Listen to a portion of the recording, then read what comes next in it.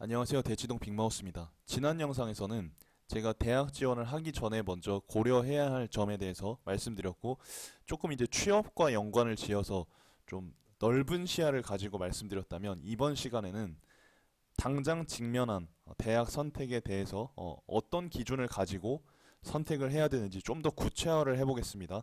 혹시나 이제 궁금하신 분들이 있다면 이전 영상 보고 오셔도 좋을 것 같습니다. 자, 일단 이 영상에는 저의 경험이 녹아져 있으니까 더 아마 재밌으실 거예요. 시작합니다.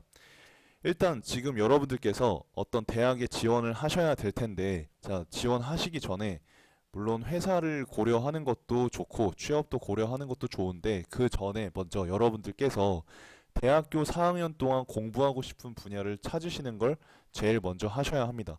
이게 결국은 앞서 말씀드렸던 취업과 연관이 되기도 합니다. 그래서 여러분들께서 정말 잘하는 거, 그리고 하고 싶은 거, 두 개가 일치하면 더 좋고요. 네, 그래서 이런 점들을 고려하셔가지고 4년 동안 공부하고 싶은 분야를 먼저 찾으셔야 합니다. 만약에 여러분들께서 공부 안 하고 싶은, 공부하기 싫은 그런 과에 진학을 했을 때 4년이 얼마나 괴롭겠습니까? 그리고 그 이후에 취업할 때 얼마나 괴롭겠어요. 그래서 먼저 요 1번을 해결하셔야 합니다. 이거에 대한 건 제가 지난 영상에서 말씀드렸으니까 빨리 패스하겠습니다. 자, 그리고 나서 지금 이 선택한 분야 같은 경우는 지금 좀 굉장히 넓은 어떤 범위일 거예요. 넓은 범위. 넓은 범위를 좁은 범위로 좁히셔야 합니다. 그러니까 목표 설정을 조금 명확하게 하셔야 합니다. 그래서 사실은 어떤 분야를 구체화할수록 좋습니다. 예를 들어서 저의 경우에 자, 국어교육과를 지원한다고 결정을 했다. 자, 그런데 국어교육도 여러분들께서 이제 뭐 저보다 더 전문가신 분들도 있으시겠죠. 예, 그래서 예, 좀 조심스럽긴 합니다만 아마 교수님도 계실 것 같고 예, 한 것 같은데 일단은 지금 국어교육과에는 지금 화법 작문, 그 다음에 문학, 그 다음에 독서 크게 이렇게 나뉘어져 있습니다. 여러분들 수능 영역에서는 화법 작문이 언매도 있네요. 죄송합니다. 자, 교수님들, 예. 지금 이제 수능에서는 화법 작문과 언매의 비중이 굉장히 작지만 사실 대학 교육을 가게 되면 화작과 언매의 비중이 굉장히 큽니다. 그래서 아무튼 국어교육과는 이 네 가지 분야가 나눠져 있는데 저 같은 경우는 지금 독서 쪽에 굉장히 관심이 많았습니다. 그러니까 사실 뭐 언매나 문학이나 화작 같은 경우는 제가 조금 노력을 했을 경우에 어떻게 가르쳐야 될지 이런 게 좀 보였었습니다. 보였었고 애들한테 적용을 하면 잘 되기도 했고 그랬는데 독서 같은 경우는 못하는 친구들을 잘하게 만드는 게 너무너무 어려운 거예요. 뭐 가르치려고 해봐도 어떻게 가르쳐야 될지도 모르겠고 그래서 이 독서 쪽에 관심이 많았습니다. 그래서 사실은 이런 것들을 이제 대학원에 진학할 때 하시게 되죠. 이제 구독자분들 중에서도 대학원에 진학하신 분들이 계실 텐데 이제 대학교 지원할 때는 막 점수에 맞춰서 이렇게 진행을 하시다가 대학원 진행할 때 되면 꼭 하는 게 있죠. 뭐냐면 제가 말씀드렸다시피 좀 더 깊이 공부하고 싶은 분야를 찾고 이 어떤 분야의 권위자를 찾는 겁니다. 그래서 어떤 교수님을 찾아서 이 교수님을 컨택하는 거죠. 그래서 뭐 이제 여러분들께서 내신 성과를 가지고 교수님한테 메일도 보내고 해서 교수님하고 이제 그 합이 잘 맞는지 이런 것도 보고 교수님의 연구가 실질적으로 본인에게 좀 도움이 될 만한 건지 이런 것도 이제 고려를 하셔서 이제 대학원을 선택하시죠. 근데 대학원을 선택할 때도 이런데 대학교를 선택할 때는 어, 아무런 어떤 고민이 없이 이런 거에 대한 고민이 없이 교수님 컨택 없이 바로 그냥 대학 지원을 한다는 거예요. 점수에 맞춰서. 생각해보니까 이상하더라고요. 예, 그래서 제가 이 부분에 대해서 좀 말씀드리는데 대학을 지원하실 때도 반드시 분야를 좁히셔가지고 구체화하신 다음에 해당 분야의 권위자를 찾아서 여러분들께서 목록을 한번 만들어 보십시오. 교수님 리스트를. 교수님 리스트를 쫙 뽑아 보십시오. 점수에 맞는 대학이 뭐 한 개가 있을 수도 있고 여러 개가 있을 수도 있지만 어쨌든 리스트를 한번 뽑아 보십시오. 저의 경우를 예로 들면 자 대학원을 지원할 때 지금 독서 쪽에 저는 관심이 많았습니다. 그래서 독서 쪽을 찾아보다가 모 대학의 어, 그 이순영 교수님께서 굉장히 그 권위자라는 걸 알게 돼가지고 이제 그 이순영 교수님이 계신 학교에 지원을 하게 됐습니다. 자, 그래서 이제 제가 그 당시에 살펴봤던 게 뭐냐면 일단 대학교 홈페이지를 들어가시면 해당 교수님 소개가 나와 있습니다. 교수님 소개가 나와 있고 교수님 홈페이지에 그 페이지에 이제 쓰신 책하고 이 쓰신 논문들이 이렇게 쭉 나와 있습니다. 이 논문들을 보고 저서만 보더라도 이 교수님께서 어떤 어, 내가 공부하고 싶은 분야에 대해서 정말 전문성을 갖고 계신지 아닌지를 다 알 수 있습니다. 이순영 교수님을 보시면 제가 아까 독서 쪽에 관심이 있다고 말씀을 드렸었는데 이순영 교수님은 논문을 보셔도 독서 연구죠. 언어 영재의 개념과 언어 영재 교육 과정 구성에 관한 연구, 몰입 독서의 개념에 대한 비판적 검토, 독서 동기, 얼마나 독서를 하고 싶은가, 그리고 어떻게 하면 집중을 할 수 있는가, 요인을 연구하시고, 또 이제 독서와 정서, 그 다음에 뭐 읽기 연구의 최근 동향과 과제, 전부 다 이제 독서에 집중이 되어 있는 교수님입니다. 이 저서도 이제 임용고사생들한테는 굉장히 유명한 저서고요.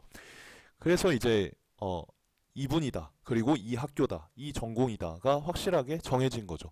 이런 게 정해진 다음에 대학교에 들어가면 이제 공부가 즐거워지고 집중하게 되고 학교에 오래 있게 되고 하는데 이런 과정이 없이 그냥 딱 들어갔는데 막상 이제 공부를 해보고 교수님을 딱 처음 만났는데 나랑 안 맞아. 공부하고 싶은 것도 이게 아닌 것 같아. 그러면 뭐 여태까지 학원을 다닐 때는 학원을 끊고 다른 학원을 가면 됐는데 대학교는 그럴 수가 없잖아요. 반수를 하거나 뭐 다시 재수, 삼수를 하기에는 기회비용이 너무 크니까 이런 걸 미리 대처를 하셔서 미래에 하실 후회를 조금이라도 줄여보시면 좋을 것 같습니다.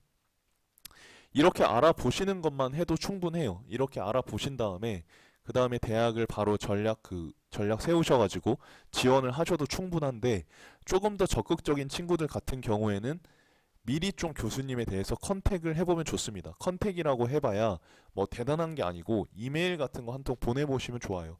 답장이 올 수도 있고 안 올 수도 있지만 뭐 교수님 안녕하세요. 제가 뭐 이과에 관심이 있어서 이렇게 지원을 하려고 하는데 뭐 이런저런 부분에 대해서 뭐 배울 수 있는지요? 이렇게 물어보시면 교수님들 기본적으로 굉장히 그 학생들을 좀 기특하게 생각하시는 경향이 있습니다. 그래서 만약에 이제 컨택이 된다고 하면 좀 면접에도 알게 모르게 이렇게 플러스가 될 수도 있는 부분이 있으니까 한번 살펴보시고 그 다음에 이제 다섯 번째, 자, 일단 제가 이제 말씀드리고 싶은 거는 여러분들께서 대학 선택을 하실 때 기준은 점수나 학벌이나 이런 게 되지 않으셨으면 좋겠어요.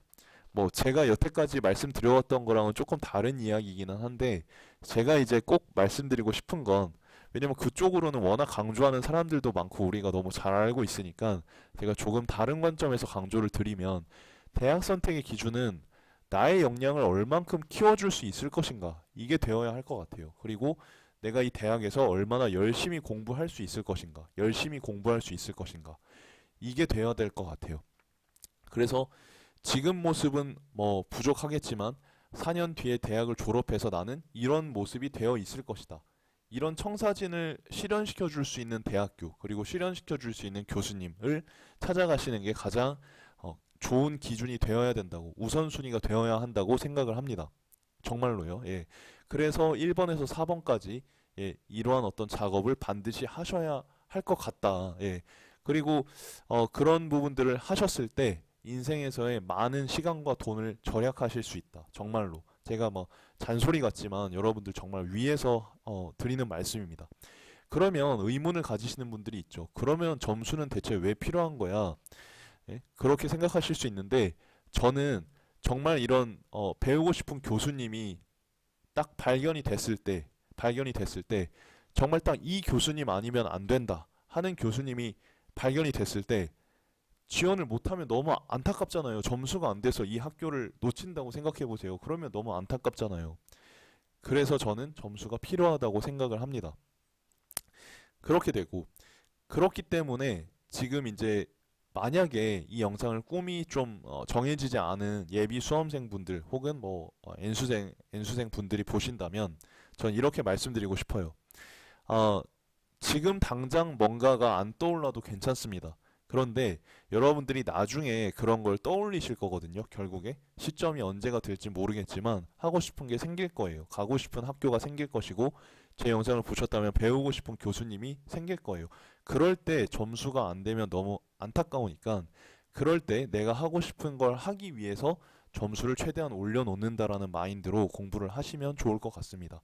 그래서 사실은 이런 부분들을 학교에서 알려주지도 않고 뭐 얘기해주는 사람을 저는 본 적이 없거든요. 그래서 제가 대신 좀 부족하지만 여러분들께 말씀을 드리는 거고요. 여러분들께서 구독과 좋아요를 눌러주시면 이 대치동 빅마우스가 갖고 있는 이러한 비법들, 꿀팁들을 더 많이 방출하게 됩니다.